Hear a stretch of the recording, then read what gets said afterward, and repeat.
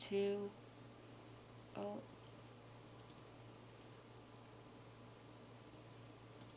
and Ladies and gentlemen, it's time for Justa's Conversation, right here on Usula Radio, with your host, Brian O'Neill and Luis Gonzalez. Well, welcome everybody to another edition of Justice Conversations. Here with Dr. Brian O'Neill and Luis Suave Gonzalez. We'll be having a guest pretty soon. We're expecting someone very soon. I wanted to talk a little bit about the Walter Wallace Jr.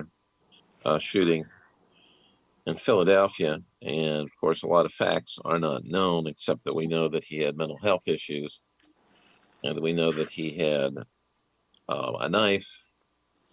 And we know a little bit details of him being asked to put down the knife and not responding, apparently, and then being shot.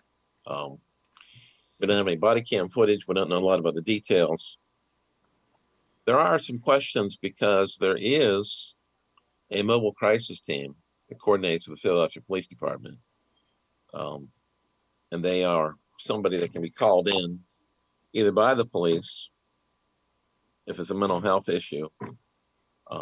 They train in de-escalation and mental health responses. It's the Philadelphia Crisis Intermediate Team.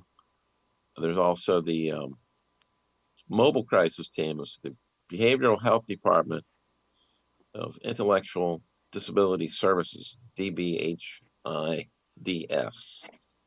And they also train police in such situations. So I guess my question is, were they contacted? Was there an opportunity to contact them? And I guess that's one of the questions I would have about this. Well, as you know, Doc, the call came in. The police came to the house prior to the shooting 3 times. So they should have a history. This also, the body cam camera has also caught another cop saying to another cop, shoot him. So it's obvious, and we've done plenty of shows like this, that the Philadelphia police is not trained to deal with mental health crisis. Well, supposedly no matter how much they try to sell it as they're not. And we got to make it clear to the people when we call the police on our loved ones, right? We have to be prepared for the next chapter, because a lot of the time we call the police for assistance and the dispatchers don't put the call out the same way we give the call. The call went out as a domestic black male assaulting 2 elderly people. So that's all they seen, when they come to the scene. But before we go deep into this conversation, I want to introduce our guests. Our guest has arrived. Okay. Our guest have arrived. Natasha Harris. There's Natasha. Businesswoman, community activist, motivational speaker, Philadelphia resident, have inspired many people and many organizations. Miss Natasha Harris, thank you for taking this morning and being on our show today. It is a great pleasure to join you guys. Thank you so much for having me. It's like you're in San Francisco. I wish. That's the beauty of Zoom. Yeah. So, Doc, it's on you, Doc. Natasha, what businesses? Actually, first, what activities are you engaged in with community activism specifically? Well, actually, I'm the CEO of Broken Wings Literacy Center here in Philadelphia. I'm also the president of the University of Phoenix Alumni, the Philadelphia chapter. I also serve on 5 to 6 different boards within the city. I also have a group home. It's called Anna Harris Group Home. And we're also engaging into a halfway house in honor of my slain brother, Khalil Harris, that was slain. He was murdered 5 years ago. So we decided to go forth and do a group home as well. Wow. Okay. And citizens. So it's obvious that you got your hands on a lot of things. I'm And sorry. it's actually what God would have for me to do. It's not that I chose this path, the path chose me. What does Broken Windows Center? What do they do? Broken What- Wings Literacy Center is for at-risk youth, special needs children, behavioral problem children, and foster care youth. And basically, what it is, we provide services for them, such as individualized educational plan. We provide mentoring. We provide life skills. We provide one-on-one coaching, and we do conferences and symposiums at high schools and colleges. Now, do the kids have to get a referral, or can they just the families just show up? Well, actually, you could get a referral from your school, from your community center, Okay. the school counselor. Okay, I understand. And So how many do you serve, would you say, through the Broken Wings Writing Center, Literacy Center? Throughout the year, we service at least 75 youth per year.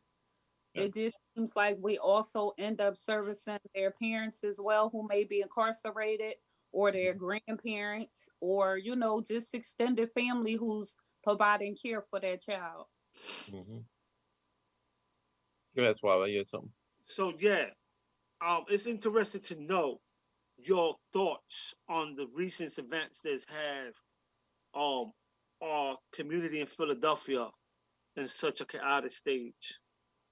Well, I definitely think when our basic needs are threatened, then people will, tend to react towards their needs not being met. And just the basic needs of order, shelter, clothing, just a peace of mind. When those things are threatened, any of us could act unbodily or unseemly. And I'm sure we all have had an experience where we were out of control, or, not ourselves because of some things that we lack. And I just feel as though, as a community activist, and a mother and a business owner, I'm always trying to be a part of the solution instead of the problem. So have any of your businesses been affected by the looting in the city? No, thank God it haven't, but quite a few of my friends' storefronts have. And I mean, the way that our minds are set up, we already know that, you know, tragedies are going to happen and casualties happen in a war. And currently we're in a war, whether it's against ourselves, one another, or other entities. And we realize that it's going to be casualties in that war. And we still have the empathy and compassion to serve those who may have harmed us. Mm. Because when a fireman comes to your home, he doesn't bring fire. So why would you bring fire to a fire? I mean, I feel you because I'm in the community all day. Um, and I got conflicted feelings about the looting. I got conflicted feelings about that because I believe that we should have the right to assemble and protest in a peaceful way. When we Mm-hmm. take it out of the peaceful and start breaking into people's property, I have a problem with that. And that's just me. But Mm-hmm. then I also understand that our community are hurting. Our community are hurting. Our young brothers and sisters are hurting out there. And this young generation express themselves different from us. And I understand that. So I don't look down on them. I just wish that there's not a better way. You know, one of my friends that run a foundation, the No More Foundation, his business got broken in.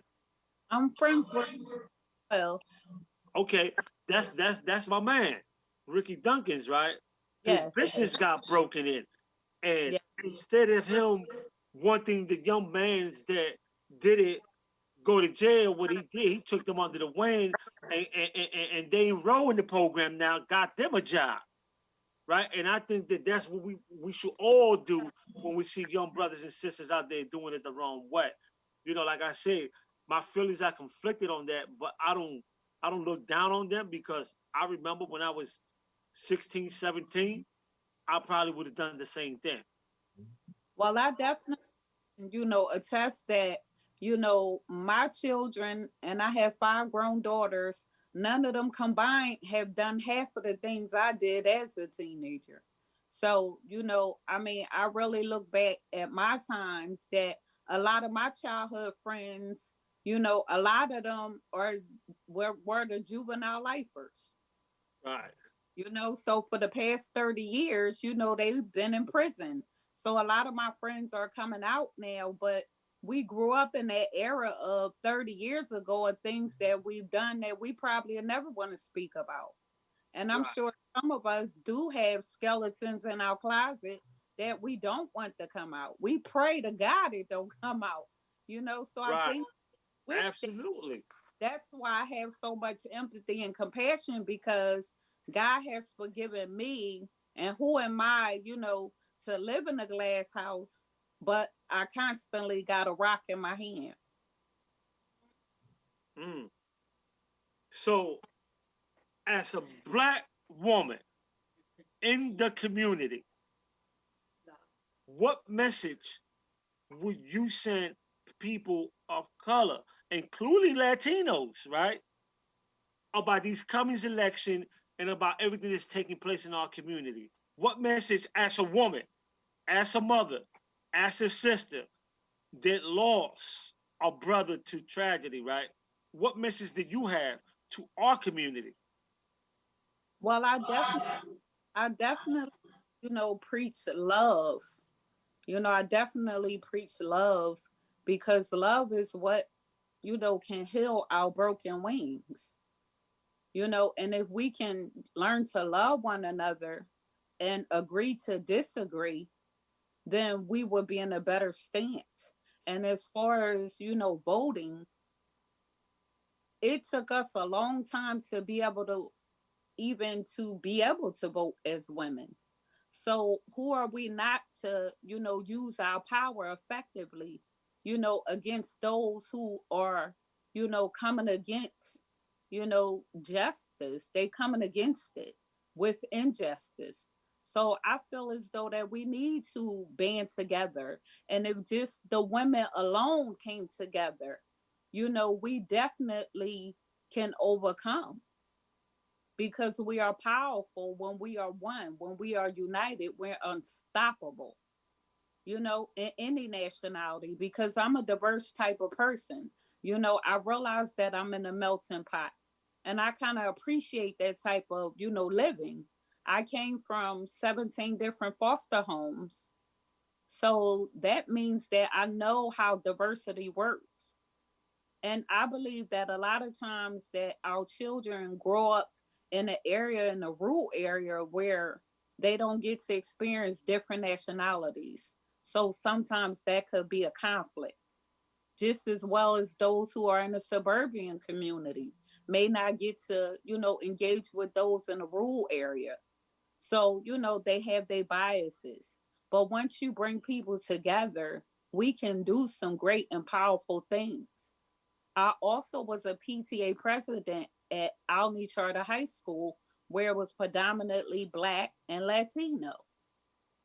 So that was my job to rally the troop, to vote, to elect, and to stand against injustice.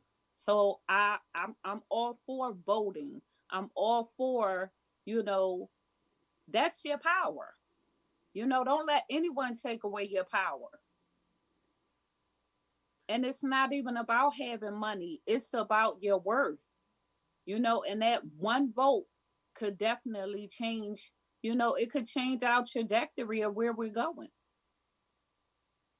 Yes. I mean, you brought up the word injustice, right? As a mother, you seen the video that's circulating on the internet from Walter Wallace, right? Yes. As a mother, what comes through your mind? What comes to mind is the fact that no mother should have to see, her son being slain like that by the authorities that she called to help subdue him in a proper manner, not in a manner that would in his life. That was really traumatic, I think, for all mothers. It didn't just have to be her son. I felt like it could have been my son or my brother or uncle or cousin. Many of us do have people with mental illness in our families, and sometimes, we cannot control the situation, but it doesn't mean that you want to see them be killed or harmed. But I really think during this climate of them, maybe 10 years ago, shutting down a lot of the mental illness places for them to really go to, like different facilities, the more that they closed them down, it allowed them to just be in the streets and, be outside without under a control regimen. So Yeah. before I pass it on to the doc, right, I'm gonna just ask you a question. As a black mother, will you ever call the cops after seeing this tape on one of your sons? Well, let's say for my daughter, one of my daughters, because, one of my daughters could be in that same situation as well. One thing I would like to say about the police and authorities is that, we have good relationships with the police district. The women of color help DA, Krasner get in there. We advocated for him as well. So for me, I know that, it's not all police officers because, I have a lieutenant who served on my board. I have an ex-police officer who serves on my board, and I have a very good rapport with, a lot of good group of, officers. So I would have to say, yes, I still would rely on them. I just would have to be, cautious on, just trying to help de-escalate the situation. Thank you, doc. I just mentioned, you were talking there, Natasha, about something that um, historically goes back to something else, which is the mentally disturbed, mentally ill, not having access to out of home treatment. And that really goes back to the Community Mental Health Act that was signed by President Kennedy back in '63. And that was a time period in which a lot of people were warehoused in mental facilities, and so as a response to that, a couple things happened. They made it harder to commit people non-voluntarily because people were dumping people there. And these were not really effective treatment facilities. And they were going to replace it with community mental health centers so that you would be able to treat people within the community. And they would go to these health centers periodically to get treatment. And that model has not worked real well because these folks have not found the treatment. They aren't going to the treatment centers. You need more mobile outreach. And some places have done that. But the model's sort of still catching up with the need. But we need more models that have mobile units that go around and literally, round people up for treatment, so to speak, and not, voluntarily. But so we're trying to balance those things about non-voluntarily committing people and warehousing them versus being able to get them treatment when they need it. And striking that balance is something that's been extremely challenging. And that's why you have so many people falling between the cracks. And then something deteriorates and they call the police because that's the only response team they have. And unfortunately, the police oftentimes are not well equipped. About 10% of all police calls nationally involve a mental health crisis. And that's a pretty high percentage. Well, I think that number should be maybe 50%. maybe that's the official data. But the fact remains, a lot of even though they're trying to train police, it seems like the stress on the training is still, using force and law enforcement techniques, not de-escalation and dealing with crisis intervention. So that's when they talk about defunding the police, not really talking about taking away police. We're talking about augmenting the police with more mental health specialists Sure. and crisis intervention teams. So you would Absolutely. have another number to call, right? In a Hmm. situation where you have somebody experience a mental health crisis, you don't bring, they have to bring, you know, full weaponry to deal with this. You have a whole unit that deals with non-lethal methods and de-escalation methods, and they're trained in mental health crisis intervention. So you need an alternative number, an alternative team to call. And I think that's what we have that's really lacking in a lot of communities. We don't really have that. Um, You know what? That this remind me a couple of months ago when we interviewed the gentleman from where was it, Westchester? West Goshen.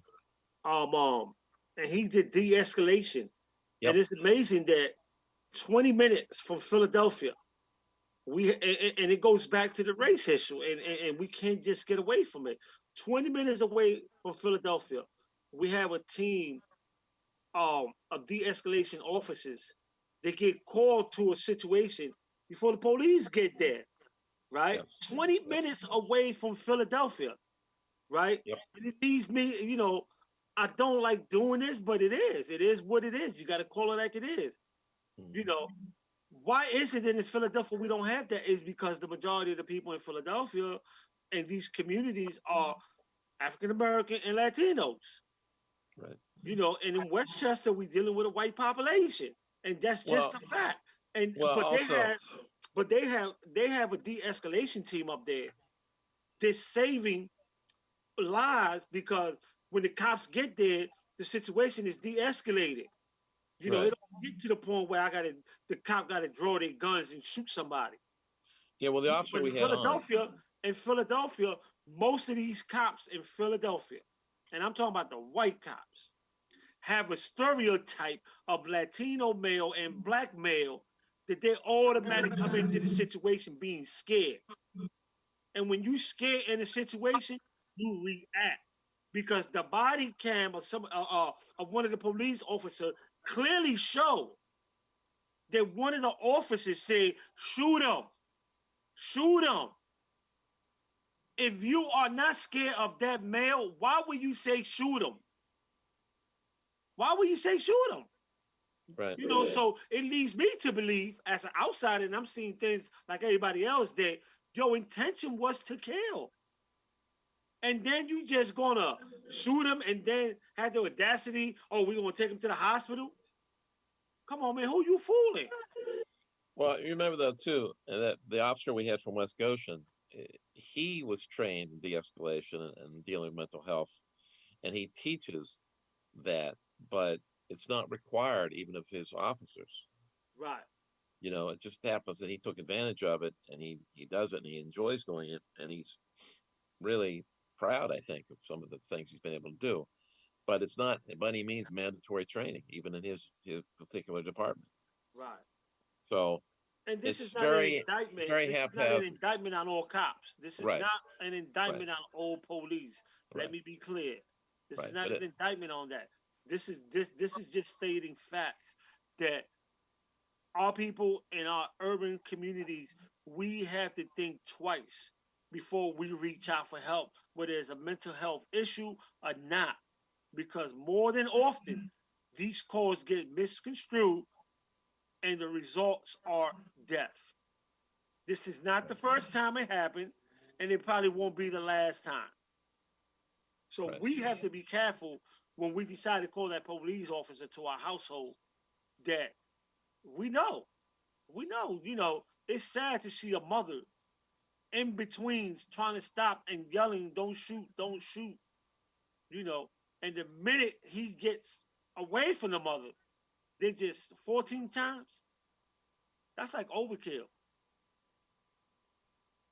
Yeah, I think the training you're talking about should be mandatory. Um, just like officers are trained to go to the firing range, they should be equally trained to deal with those in mental health crisis. And and what kills me about this is that the minute they shoot one of us in the street, the first thing they go to, as if it's going to ease the pain, is, well, he had a criminal background. Well, he had a case on this. And he had a, well, guess what? You wasn't called to that house for that. You was Absolutely. called for something else. Mm-hmm. Right. But they throw the person's background as if to put it out there to pollute the people's mind on why this person got shot. I guarantee you that when they release them officers' name, if you go back into their jacket, they probably got 4 or 5 different reports on them. Because ain't none of them got clean reports. But yet they want to put his criminal record out as if that's supposed to mean what? What? Show me anyone in Philadelphia, right? They haven't had some contact with the police at one time in their life. We live in an urban community. Even if you ain't do a crime, you can just be stopped and be questioned about something. But yet they want to put that out there as if that's supposed to ease the pain. That don't ease the pain. I know what they're trying to do, and I just hope that our people take this as a lesson, because I'm one that don't believe in calling the cops on anybody. I'm anybody, because I understand and I know firsthand, because my brother's a cop, Mm-hmm. right? How things could get out of hand. I know that Well, real fast. let Sometimes we get so heated or in our mental illness, we are not listening. We are not able to listen and to rational what you trying to tell me. So I act in a way. It don't mean that I'm acting aggressive towards you. It's just me that I don't understand what you're trying to tell me. But you, Mr. Officer, with the gun, take it as he's threatening my life. I'm gonna get hit and yours. That's not cool. That's not right. So you, Doc. Well, I wanted to also shift the attention here a little bit to talk about um, the group home that Natasha was talking about, still opening or has opened. yeah, Natasha, I wonder if you could talk a little bit about your group home. yes, definitely. 15 years ago, I started out to do a group home called Anna Harris Group Home. Mm-hmm. And during that time, I had a group of partners that I was doing this project with, and it didn't work out. So I just put it back on the shelf. Well, I currently dusted it off during the pandemic, and I chose to move forward. And I located a property in Harrisburg, Pennsylvania to do the group home at. It's an 8 bedroom property that I'm bidding on. But I definitely feel like that's a part of trying to reduce homelessness for young ladies. And I'm also doing a halfway house in another 8 bedroom property that I've bidding on as well for the halfway house. And the halfway house is for returning citizens coming home to be able to have, life skills, mentoring, different guest speakers come and influence them. They'll have a training program there right within the facility. I already have a curriculum that I designed to help them, as far as dealing with different emotions, their hard skills, their soft skills, to get them prepared to go into society and also be productive as far Mm-hmm. as a career or a job or schooling or to become an entrepreneur. So, we're talking about men and women just getting out of prison, or just men, or Um, just women? the men, Men. yes, Okay. are for yes, the Khalil Harris reentry transitional home, and then the group home is for young ladies. Okay. Now, Yeah, the young for the young ladies, are these women that are dealing with homelessness or yeah, abuse, or with homelessness in the foster care shelters okay?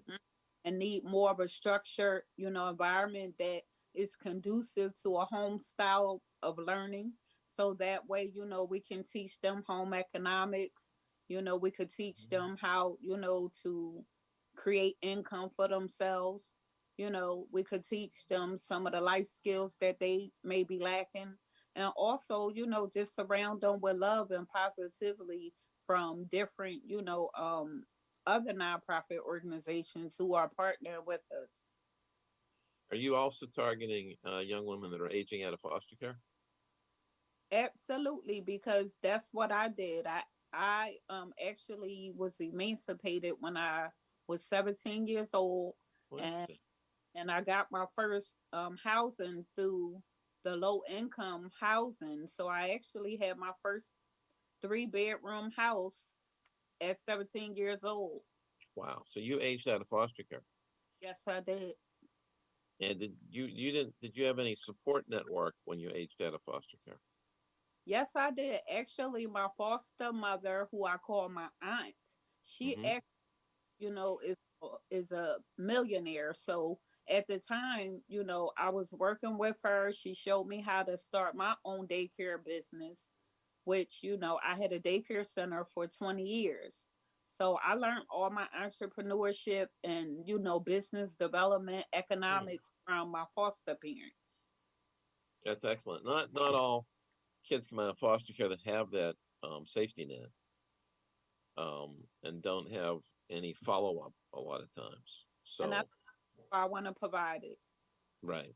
A lot of states like Pennsylvania will keep services intact up to age 21, Mm-hmm. but after that, you're on your own. And in some states, it's 18. Mm-hmm. You're cut loose. And I think what makes it really difficult is a lot of these kids are living in a total state of dependency up to that point.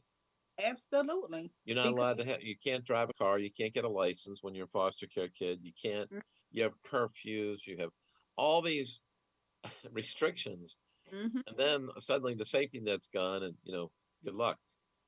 So that's true. I've it's been no here. wonder that a lot of these kids don't do real well as young adults. Well, I've definitely been hearing that a lot. I won an award 4 years ago with the Department of Human Services, and that's one thing that I help do workshops and I facilitate different things with the Department of Human Services for the foster care, for the kids. Sure. So I hear a lot of those stories. So I think that's really why I wanted to get a hands on it. Right. They I just hopefully think I create think more. it's important, and I commend you for this because there's not a lot of resources out here in the Mm-hmm, communities for sisters mm-hmm, coming home Mm. mm-hmm, after incarceration. There's very few limited for them. So I mm-hmm, commend you for even coming up with the idea of creating a space for them mm-hmm. because there's no space for them out here. Everything is geared towards the male, and what we see now is that we have sisters that are being released. There was a Mm-hmm. time when no sisters was being released in commutation. Mm-hmm. Now we've seen the door that door has opened, Mm-hmm. and we need people like you in the community to reach out to them, people that understand. Because to me, foster care and incarceration is almost the same thing. Similar in It's very similar. It's Mm-hmm. very similar, to the things that they can't do and can do, right? Sure. So to have somebody in the front line saying, you know what, I've been there, done that. I'm gonna create a space for y'all sisters to come home to and feel safe and not re-traumatized as you Mm-hmm. navigate your way back into this community. It's a wonderful thing, and I commend you for that. Thank you. It's definitely a blessing. And what made me do it at this time is because my nonprofit organization has ties to a really good grant writer. He's a 30-year, grant writer that offer funding sources. And that's what made me do it because funding had become so lucrative now that I will be able to, use my 501(c)(3) to contract for those funds. Mhm. So it's really a blessing. Sure. So, Just want to remind everybody that you're listening to Natasha Harris, a community activist here on Justice Conversations. from the Ivory Tower to the Street on Usala, sponsored by Westchester University. And your co-host, my co-host is Luis Suave Gonzalez, and I am Brian O'Neill, just to remind everybody what we're doing here today. And the reason we have Natasha on the show is because I follow her on Facebook. I follow her work, and I think we need more people out here to follow her footsteps. Because again, we need all the help we can in our community, especially at these times, right? And but I want to ask you, Natasha, how important it is for a woman of color to be involved or in the front line of these major issues in our community. Well, many times, as I would say for the last 20 years, the things that I have seen and witnessed, from people who may not have been as powerful as me, and you don't get this powerful by not, going up against the system or having your own controversies in the community. Even for me, the reason why I created Broken Wings Literacy Center was due to my children being denied a quality education. So that meant that earlier on, I had to buck up against the system, not 1 year, but 2 years in a row. I had to advocate for my twins, and then once they, the school district provided that, then my children could be successful. They're in their third year college now. But can you imagine if I would have never bucked up against the system, if I would have just settled for less? And not only did I do it for my children, I have done it for thousands of other adults and children. So, I think it takes me great pride to pay it forward and stay on that front line and bring other sisters forward to the front line and let them know they don't have to settle for less, that they are unique, they are strong, they are wonderful, and they are great. I think the key word, you said it, is you just said the key word, which is don't settle for less. Like, why? A lot of the time we feel like we can't do it, they're not going to let me in. Why even try? And I say to you, what do you have to lose? I mean, you try everything else. You try everything else. Why not? Why give up now? Why let other people make decisions that's going to affect you and your family when you could just say, you know what, I want to be part of that conversation. We got to stop trying to be in the menu and be part of that table. I don't want to be part of the menu. I want to be part of the table. And right? you don't have to wait until tragedy strikes before you become involved in an initiative in your community. It's your community. I pay school taxes. My children aren't little. All my children are grown. But I feel as though that's a part of my civic duty, to help contribute. Right. Stop.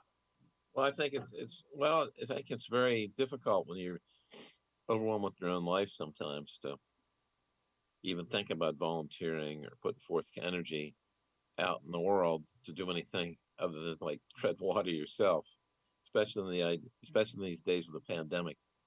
So it's obviously a great tribute that you do that, and that I think the role modeling that it provides is huge, because when somebody can see somebody they can relate to that Absolutely. looks like them, Mm-hmm. it makes it much more achievable. Mm-hmm. Because if you have a voice telling you that, but the person doesn't look like they're in your walk of life, it's easy to dismiss them and say, well, sure, you did it. They've got all this privileged background to get to where you got to. Mm-hmm. So I think being able to see somebody that comes from a certain spot that you can relate to does a lot to make it look achievable. Absolutely. And I think that's why God chose me. When you are a chosen generation, you have no choice but to do what he says, or you're going to be disobedient. I would prefer to be obedient and just, go against the grain of, providing justice for those who cannot fight for themselves. Right. And I think those amongst the most maligned people in our society are those people that have been convicted of crimes. They are often the people that are highly discriminated against and looked at very suspiciously, and oftentimes not given second chances. So I think it is not real popular sometimes to reach out to that population. So that's another reason I think that those services are more difficult in some cases to get sponsorship, to get donations for, get people behind. I mean, Father Greg Boyle, he's been in our program. He works with gangs and gang members, former gang members, and they're always struggling to make their payroll. And he said, if he was dealing with the little puppies, they'd have no problem making their payroll every week, right? That's very true. Because everybody has a soft spot for a little puppy. But if you want to talk about somebody that's struggled with addiction or gangbanging, the soft spot's not very big. Mm-hmm. And it's very hard to tap into people that are willing to give those kinds of people and see that they're redeemable and somebody to invest in.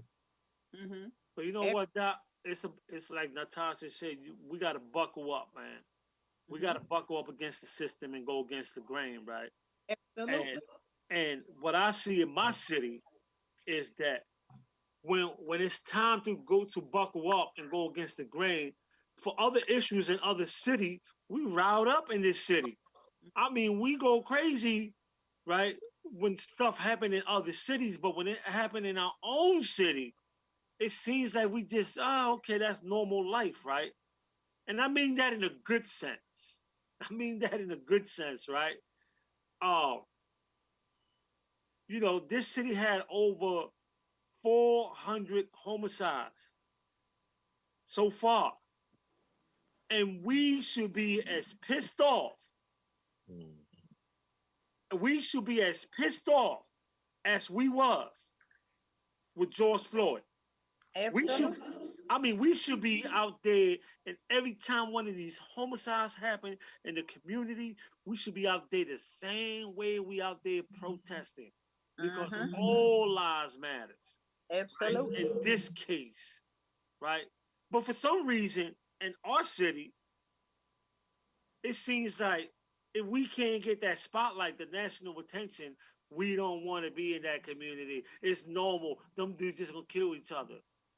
And that really got to be point out. Like, when are we gonna buckle up against the system and say, you know what, we got to take care of our own city first. Our own city, our own people in our city. We talking about 400 and something homicides. 400 and something homicides so far. And we out there protesting for Mr. Wallace, which is a beautiful thing. But we should be out there protesting for all 400 victims. Mm-hmm. Not just one. That's right. We should be out there every time. We should send a message. This is not acceptable. This is not normal, and we're not going to accept it. Right? And I just want to put that out there, that sometimes we buckle up against the system for the wrong things. Mm-hmm. And when it's time to buckle up, we don't. Mm-hmm. Because we accept chaotic things as normal. And I just want to point that out, so whoever's listening out there, right? I know y'all got a whole lot to say, right? But the bottom line is, that young brother that got killed down the block from your house, his family going through some things too. Their lives matters too. And I could go on and on with the name of homicide victims. Sure, they may not just have the same reach as, the Walter situation happened.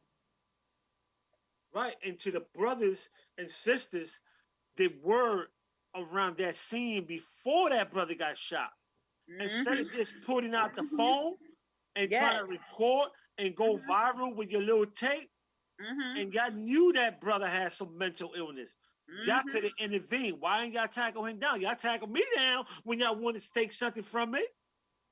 Why, one of y'all could have tackled him down. You can't tell me with all them mans in that neighborhood. That's right. Y'all could not tackle that brother down and save his life from getting shot by the Philadelphia police. Well, I know they saying that now. But instead, you got your phone out, recording everything that's going on. You know, when are we going to, you know, get it through our heads that we got to take care of each other? I mean, because I'm pretty sure if you come to my neighborhood and it's somebody that I love and appreciate, and I can see the potential for him getting shot, I'd rather him be mad at me for tackling him down than you getting shot. That's right. And that could have been prevented. If you see the video out there, there's a whole bunch of people around with phones, and nobody tackled that brother. Nobody. If we already have a perception how the police going to act when they come to my neighborhood, it is our job to protect that person we call the police on. We do it for everything else. That's and I just wanted to put that out there. That's right. If we're going to buckle up, let's buckle up for the right things, man. I'm not down to buckle up for the wrong things or because my emotions are caught up in the issue. I don't do that. I do not do that. I don't let my emotions dictate my actions. Because the last time that did, I ended up in prison for 31 years. You feel me? So we got to stop. We got to stop and think, my people in the community. You know, sometimes it's fun when we put it up on Facebook, we get 1 million hits. But now we got a brother that's dead. That we can't, no matter how many hits you get on Instagram or Facebook, you cannot bring that person back. And I'm using Mr. Wallace as an example, but I'm talking about everything else. Right. Everything else that affect our community. And that's the reason we got Natasha on the show. Because then when we F up our community, it's people like her that got to come in and fix it. And we not courageous enough to say, you know what? I'm gonna help you rebuild that community. We walk by her like like it's not even happening. Like it's I ain't my thing. It was your thing when you was destroying it. Exactly. You know, it was your thing when you was out there doing whatever you wasn't supposed to do. You know, and sometimes these conversations need to be had, and they need to be had with the people that's being out there that in the way. There's a lot of people out there in the community in the way. They wait for stuff like this to happen so they can get their thing off.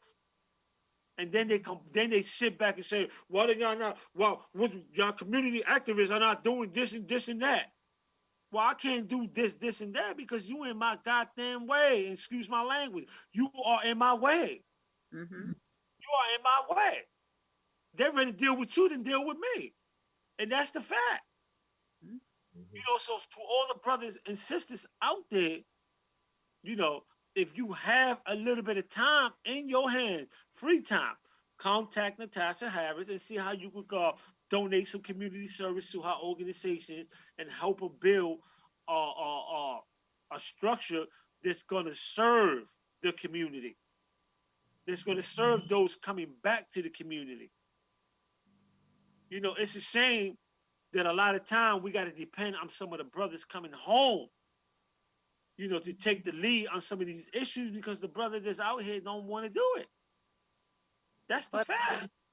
That's you know, it's very true. And I'm grateful that a lot of my friends, you know, who are ex-offenders have, you know, come home and they are doing great and wonderful things. I'm so proud of them, you know, because when we were their age, we was reckless as well. So I think this is just us paying it forward. You know, of course, we can speak now from wisdom, but if we rewinded the tape, it would be a different scenario, you know? So it is a blessing that, you know, you have learned your lessons and that now you have golden nuggets to share. that is a blessing for you to do that. That means that you're willing to be bornable. You're willing to be used by God for good. So, Ms. Natasha, we got 10 minutes left. And them 10 minutes, I want you to tell our listeners how can they get in contact with you? How can they get involved in some of your projects? What are some of the upcoming projects you have? Um, it's your time. Okay, well, you definitely can contact me. You can always message me on Facebook. I'm on Facebook under Natasha Harris.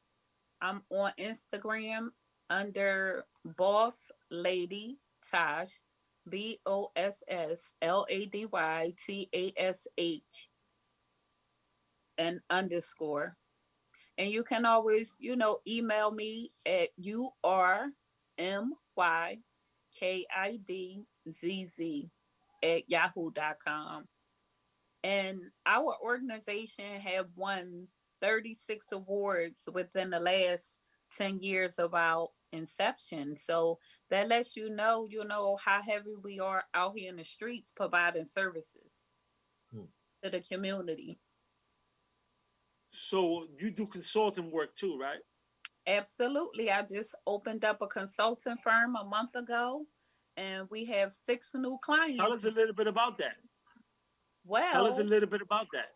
Okay. 2 months ago, I decided to offer the consultant firm a part of my organization because a lot of small businesses are not legally able to apply for different contracts or funding or for sponsorship.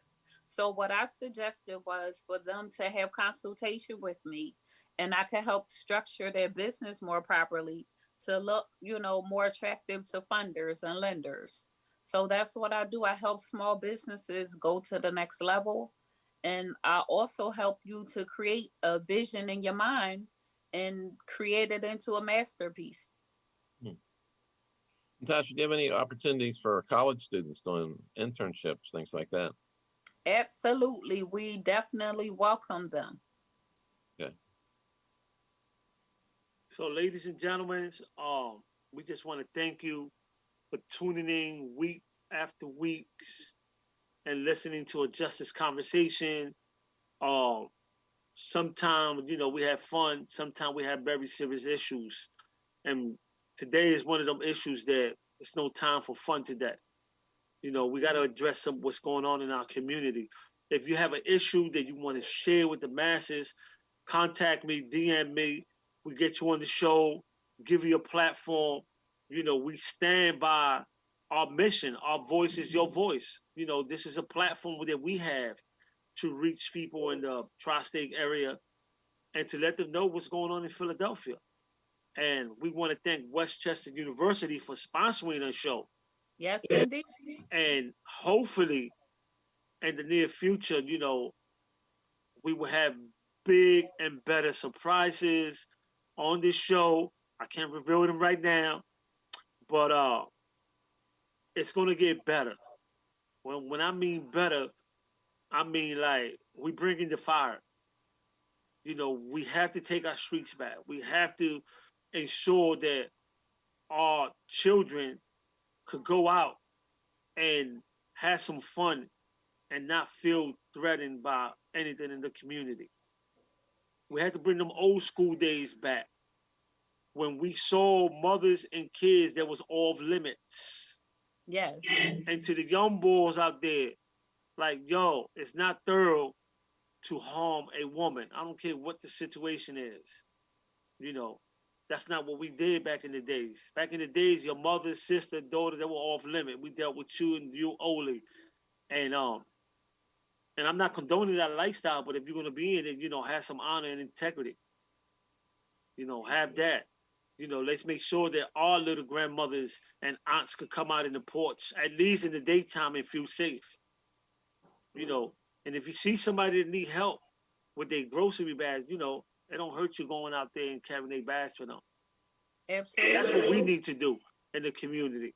Sure. That's the only way. We're gonna be able to keep that community intact. Because if it don't, They got a place for you called SCI Phoenix. They got a place for the sisters that want to be out there protecting these young thugs. It's called SCI Muncie. Well, they don't mind putting you away for decades and decades and decades. Trust me, they don't. You know, when Natasha talk about juvenile lifers, these are people that's been away for 30, 40 years. But that's a different show. That's a different show. So we saying to y'all, have a safe Halloween, right? Be careful and keep your head up, like Tupac said. And if you heard it here first, then you know it's official. Doc, it's on you. All right. Thanks for tuning in. Thanks to our producer, Olivia. Moby is our music. And we'll see you next week. Thank you guys so much. Thank you, Natasha. Thank you very much.